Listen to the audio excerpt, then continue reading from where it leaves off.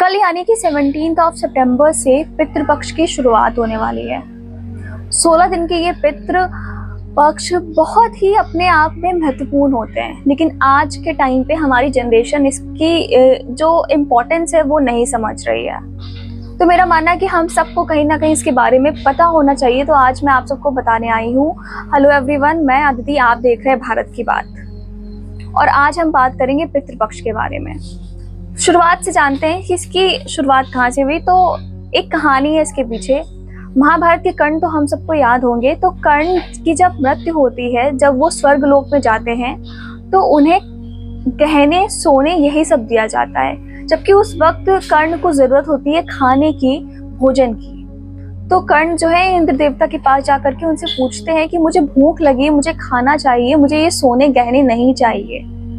तो इंद्र देवता कहते हैं कि तुमने जीवन भर दान किया है सोना और गहना, इसलिए तुम्हें आज इस वक्त यहाँ पर सिर्फ सोना और गहना ही मिल रहा है। तुमने कभी भी अपने पूर्वजों को खाना का दान नहीं किया, तुमने उनको भोजन नहीं खिलाया इन 16 दिनों के ड्यूरेशन में। तो कर्ण कहते हैं कि मुझे अपने पूर्वजों का पता ही नहीं था, तो मैं उन्हें कैसे भोजन का दान देता, जिसकी वजह से उन्हें एक और मौका दिया जाता है और 16 दिन के लिए उनको धरती पर वापस भेजा जाता है।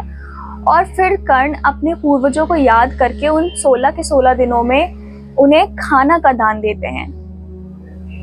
इन्हीं 16 दिनों में हम मनाते हैं पितृपक्ष, जो 16 दिन कर्ण को दिए गए थे कि वो जा करके अपने पितरों को, अपने पूर्वजों को भोजन का दान दे सके।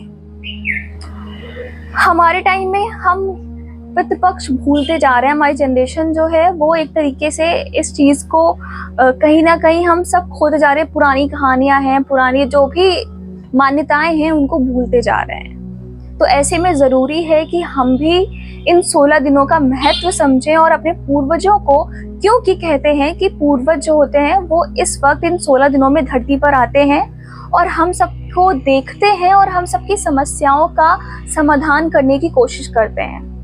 और साथ ही साथ जो भी हम भोजन उनको दान में देते हैं वो ग्रहण भी करते हैं। मेरा मानना है कि हम सबको अपनी संस्कृति को नहीं भूलना चाहिए और ऐसी मान्यताएं जो हमारे पूर्वजों के टाइम से चली आ रही है, उन्हें आज भी मानकर उनके नक्शे कदम पर चलना चाहिए। तो ये थी कहानी पितृपक्ष की। आप मुझे कमेंट कर बताइए कि आप में से कितनों को पता थी पितृपक्ष की कहानी, और कितने इस महत्वपूर्ण, इन 16 महत्वपूर्ण दिनों को मानते हैं। और कहने को तो ये भी कहा जाता है कि इन 16 दिनों के ड्यूरेशन में हमें कोई भी नई चीज खरीदनी नहीं चाहिए, कोई भी नया काम नहीं करना चाहिए।